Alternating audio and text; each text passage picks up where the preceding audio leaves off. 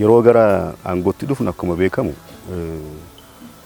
mootummaa guutummaatti uummataan fudhatama dhabe akkasumas dinagdee kufaatii irra ture dhaal.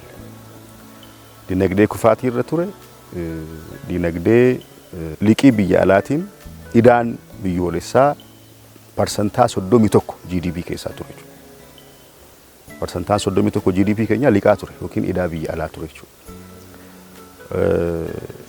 Kufantu ture.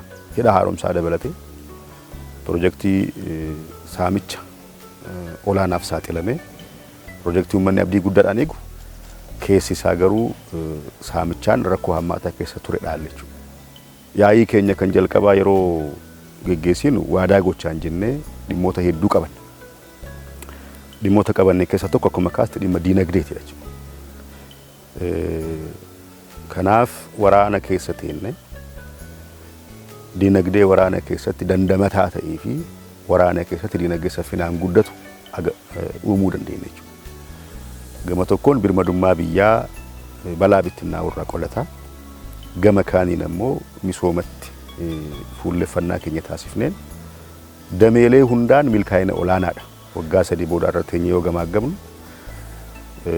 dameelee hundaan dinagdee damdaneensa ijaarree dameelee hundaan milkaa'ina olaanaadha kan galmeessine.